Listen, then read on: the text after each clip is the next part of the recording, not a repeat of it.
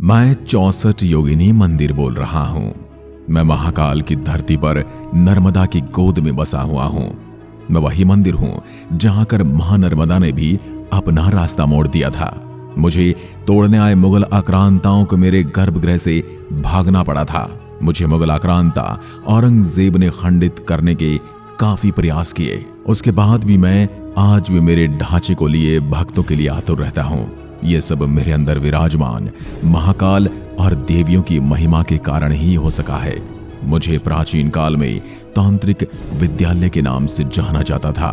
मेरे यहाँ बड़े से बड़े तांत्रिक सिद्धि प्राप्त करने आया करते थे। आज भी कई तांत्रिक यहाँ आते हैं जिनके सबूत आपको यहाँ देखने को मिल सकते हैं। मैं संभवतः भारत का इकलौता मंदिर हूँ जहाँ भगवान शिव और माता पार्वती के विवाह की प्रतिमा स्थापित है।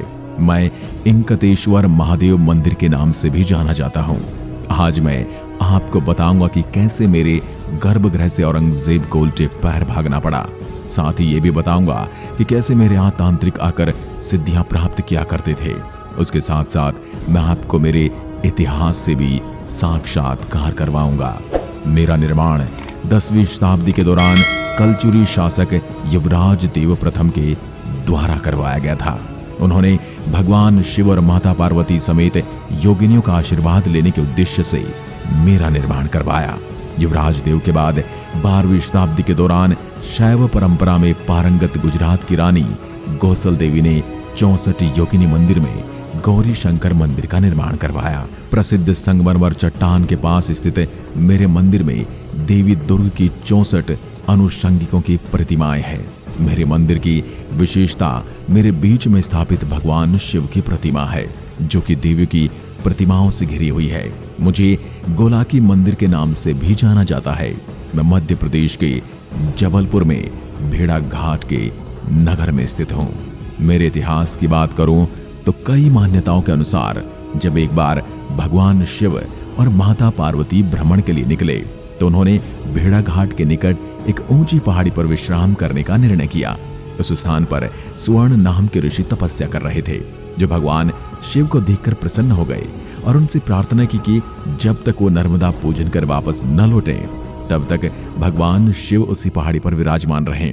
नर्मदा पूजन करते समय ऋषि स्वर्ण ने विचार किया, यदि भगवान हमेशा के लिए यहाँ विराजमान हो जाए तो स्थान का कल्याण, और इसी के चलते ऋषि स्वर्ण ने नर्मदा में समाधि ले ली।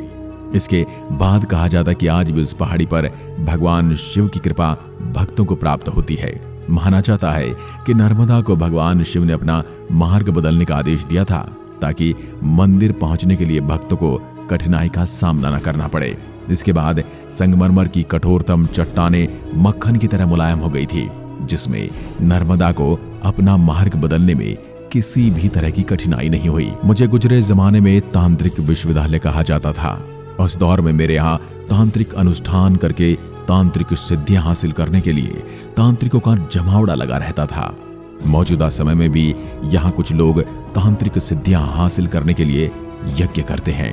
पहाड़ी के शिखर पर होने के कारण मेरे यहाँ से काफी बड़े भूभाग व बलखाती नर्मदा नदी को निहारा जा सकता है। लोगों का मानना है कि यह स्थली महर्षि भृगु की जन्मस्थली भी है, जहां उनके प्रताप से प्रभावित होकर तत्कालीन कलचुरी साम्राज्य के शासकों ने इस मंदिर का निर्माण करवाया। दरअसल ये सभी मूर्तियां आदि शक्ति महाकाली का अवतार हैं। घोर नामक दैत्य के साथ युद्ध करते समय माता ने अवतार लिए थे। ये भी माना जाता है कि सभी माता पार्वती की सखियां हैं। इन 64 देवियों में से 10 महाविद्याएं और सिद्ध विद्याओं में भी गणना की जाती है। ये सभी आधा शक्ति काली के ही भिन्न भिन्न अवतारी अंश हैं। कुछ लोग कहते हैं कि समस्त योगिनियों का संबंध मुख्यतः काली कुल से है और ये सभी तंत्र तथा योग विद्या से घनिष्ठ संबंध रखती हैं। लोगों का मानना है कि सभी 64 योगिनी बहनें थी तथा तपस्विनियां थीं, जिन्हें महाराक्षसों ने मौत के घाट उतार दिया था। राक्षसों का संहार करने के लिए स्वयं दुर्गा को आना पड़ा था। इसलिए यहाँ पर सर्वप्रथम मां दुर्गा की प्रतिमा कलचुरी के शासकों द्वारा स्थापित कर दुर्गा मंदिर का निर्माण करवाया गया था तथा उन सभी 64 योगिनी की मूर्तियों का निर्माण भी मंदिर प्रांगण की 4 दीवारी पर किया गया। कालांतर में मां दुर्गा की मूर्ति की जगह भगवान शिव व मां पार्वती की मूर्तियां स्थापित की गई ऐसा प्रतीत होता है। वर्तमान में मेरे अंदर भगवान शिव व मां पार्वती के नंदी पर वैवाहिक वेशभूषा में बैठे हुए पत्थर की प्रतिमा स्थापित है। मेरे चारों ओर करीब 10 फुट ऊंचाई गोलाई में 4 दीवारी बनाई गई है जो पत्थरों की बनी है तथा मुझ में प्रवेश के लिए केवल एक तंग द्वार बनाया गया है। 4 दीवारी के अंदर खुला प्रांगण है। इसके बीचों बीच करीब 1.5-2 फुट ऊंचा और करीब 80 से 100 फुट लंबा एक चबूतरा बनाया गया है। 4 दीवारी के साथ साथ दक्षिण भाग में मेरा निर्माण किया गया है। मेरा एक कक्ष जो सबसे पीछे है उसमें शिव पार्वती की प्रतिमा स्थापित है। इसके आगे एक बड़ा सा बरामदा है जो खुला है। बरामदे के सामने चबूतरे पर शिवलिंग की स्थापना की गई है जहां पर भक्तजन पूजा पाठ करवाते हैं। मेरी 4 दीवारी जो गोल है उसके ऊपर मंदिर के अंदर के भाग पर 64 योगिनियों की विभिन्न मुद्राओं में पत्थर को तराश कर मूर्तियां स्थापित की गई हैं। मेरे सैनिटोरियम में रानी दुर्गावती की मंदिर की यात्रा से संबंधित एक शिलालेख भी देखा जा सकता है। यहाँ एक सुरंग भी है जो मुझको गौंड रानी दुर्गावती के महल से जोड़ती है। मैं एक विशाल परिसर में फैला और मेरे हर एक कोने में भव्यता झलकती है। अब मैं मेरे उस काले अध्याय को आपके सामने खोलूंगा जो जब भी मेरे जहन में आता है तो मेरी आत्मा कांपने लगती है। आज मैं आपको बताऊंगा कैसे इस दुराचारी औरंगजेब ने मेरे सुंदर से दिखने वाले मंदिर को तहस नहस किया था और उसके गर्भगृह से कैसे उल्टे पैर भागना पड़ा था। यह बात उस समय की है जब दिल्ली पर औरंगजेब का शासन था और उसने सभी मंदिरों को तोड़ने और जिहाद फैलाने का हुक्म जारी कर दिया था। ऐसे में मैं कैसे बचा रह सकता था। मेरे पर उस आदताई की नजर पड़ी और मुझे भी तोड़ने के लिए वह आदम का। मेरे यहाँ उसने जमकर उत्पात मचाया और मेरे मंदिर में सभी देवियों की मूर्तियों को उसने खंडित कर दिया। औरंगजेब ने अपनी तलवार से एक एक योगिनी की प्रतिमा को खंडित किया। फिर वह अपनी नंगी तलवार लिए गर्भगृह की ओर बढ़ रहा था और जैसे ही गौरी शंकर की मूर्ति को तोड़ने लगा तो एक दैवीय चमत्कार हुआ और उसे दुम दबाकर भागना पड़ा। और फिर वह ऐसा गया कि उसके बाद उसने कभी पीछे मुड़कर मेरी ओर नहीं देखा। उसने बाहर की मूर्तियों को तो नष्ट कर दिया था लेकिन गर्भगृह की मूर्तियों को वह आताताई छू भी न सका। मध्य प्रदेश का जबलपुर कई चीजों के लिए प्रसिद्ध है। सेना को मिलने वाले हथियारों से लेकर बख्तरबंद वाहन तक जबलपुर में बनाए जाते हैं। इसके साथ ही भेड़ाघाट का धुआंधार भी पूरी दुनिया में प्रसिद्ध है जिसे देखने के लिए देश विदेश से बड़ी मात्रा में सैलानी भेड़ाघाट पहुंचते हैं। मैं 500 फीट की ऊंचाई पर बना हुआ हूं। अभी हाल ही में प्रशासन द्वारा मध्य प्रदेश के ऐसे 75 ऐतिहासिक स्थलों का चयन किया गया था जहां अंतर्राष्ट्रीय योग दिवस पर योग के कार्यक्रम आयोजित किए जाएंगे। इन ऐतिहासिक स्थलों में जबलपुर जिले के 2 स्थान मदन महल किला एवं एक मैं शामिल था।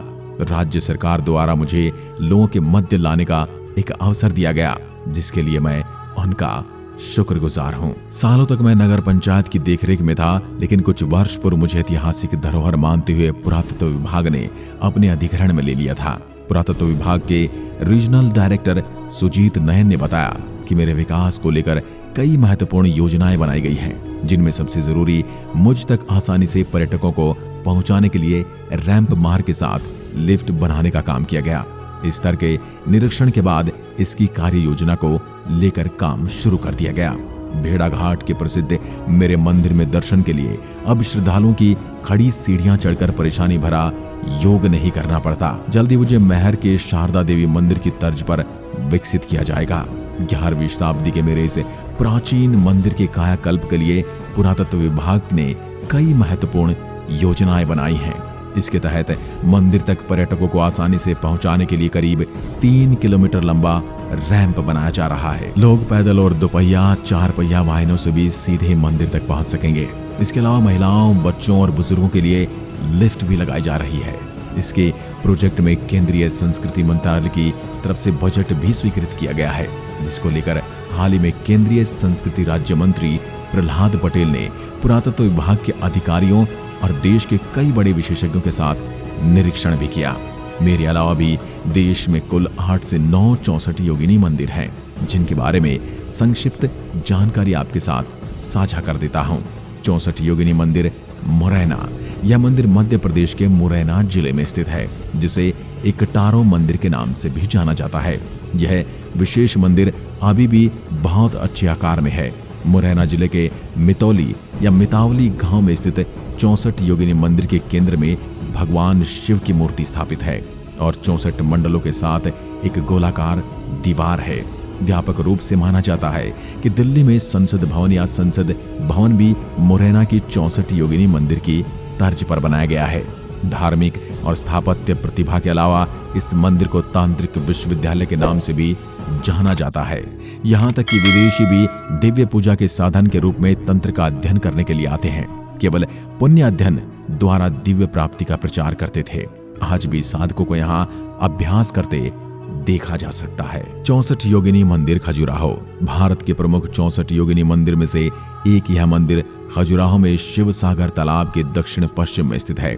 यह 64 योगिनी मंदिर देवी दुर्गा को समर्पित है। ग्रेनाइट पत्थर से निर्मित 64 योगिनी मंदिर खजुराहो का सबसे प्राचीन मंदिर है, जिस वजह से मंदिर के अधिकांश हिस्से खंडहर में बदल चुके हैं। भारत के अन्य योगिनी मंदिरों के विपरीत यह मंदिर आयताकार आकार में स्थित है। बता दें, यह मंदिर 65 छोटे छोटे मंदिर या धर्मस्थलों से मिलकर बना था, जिनमें से वर्तमान में सिर्फ 35 बचे हुए हैं। 64 योगिनी मंदिर हीरापुर ओडिशा। हीरापुर का प्रसिद्ध 64 योगिनी मंदिर ओडिशा राज्य के भुवनेश्वर में हीरापुर नामक छोटे से गांव में स्थित है। यह मंदिर भी मुरैना में मंदिर के समान है। गोलाकार दीवार में 64 योगिनियों के साथ बनाया गया है। इस मंदिर में महामाया की पूजा की जाती है, जो एक राक्षस के सिर पर खड़े हुए रूप में विराजमान है। इसके पास में एक चंडी मंडप है, जिसके चारों तरफ 8 देवी देवता हैं। 64 योगिनी मंदिर हीरापुर मंदिर की वास्तुकला की बात करें तो यह मंदिर भूरे बलुआ पत्थर से निर्मित है, जबकि मंदिर में स्थापित 64 योगिनियों में कुछ को छोड़कर सभी योगिनियों को काले ग्रेनाइट पत्थर से उकेरा गया है। 64 योगिनी मंदिर रानीपुर झारल ओडिशा। ओडिशा के बलांगीर जिले में स्थित 64 योगिनी मंदिर भारत के प्रसिद्ध 64 योगिनी मंदिरों में से एक है। इस मंदिर को रानीपुर झारल मंदिर या सोमा तीर्थ के नाम से भी जाना जाता है। 64 योगिनी को समर्पित यह मंदिर ओडिशा राज्य में स्थित दूसरा मंदिर है और इस मंदिर में देवी पार्वती के साथ भगवान शिव के 3 मुख वाले देवता जो 64 योगिनी से घिरे हुए हैं। यह मंदिर मुख्य रूप से एक पुण्य शैव तीर्थ के रूप में माना जाता है। यह मंदिर एक अन्य कृत्रिम संरचना है जो मध्य युगीन मनोगत प्रथाओं को एक अंतर्दृष्टि देता है। उनमें से कुछ अभी भी आदिवासी परंपराओं के साथ उड़ीसा के कुछ जिलों में प्रचलित हैं। ये कुछ प्रमुख 64 योगिनी मंदिर हैं जिनके बारे में भी मैंने आपको संक्षिप्त जानकारी दी है। अब आगे मैं आपको बताऊंगा कि आप मुझ तक कैसे पहुंच सकते हैं। मैं मध्य प्रदेश के जबलपुर में स्थित हूँ। जबलपुर मध्य प्रदेश के 4 प्रमुख नगरों में से एक है। ऐसे में यहाँ पहुंचने के लिए यातायात के साधन और शहर के अंदर परिवहन व्यवस्था दोनों ही बेहतर हैं। मंदिर का नजदीकी हवाई अड्डा जबलपुर डोमना एयरपोर्ट है, जो मंदिर से लगभग 34 किलोमीटर दूर है। इसके अलावा मंदिर का देवी अहिल्याबाई एयरपोर्ट जबलपुर लगभग 534 किलोमीटर की दूरी पर है। जबलपुर मध्य प्रदेश का एक प्रमुख रेलवे जंक्शन है। जंक्शन से 64 योगिनी मंदिर की दूरी केवल 22 किलोमीटर है। इसके अलावा मध्य प्रदेश के प्रमुख शहरों समेत देश के प्रमुख नगरों से सड़क मार्ग के जरिए जबलपुर पहुंचना बहुत आसान है। मैंने इस वीडियो में अपनी आत्मकथा के जरिए मेरे मंदिर से जुड़ी संपूर्ण जानकारी आपके साथ साझा की। अगर आपको मेरा यह वीडियो पसंद आया है तो आपको अपने दोस्तों और रिश्तेदारों के साथ इसको जरूर साझा करना चाहिए और साथ ही चैनल को सब्सक्राइब करके बेल आइकन जरूर दबाना चाहिए। जय हिंद, जय भारत।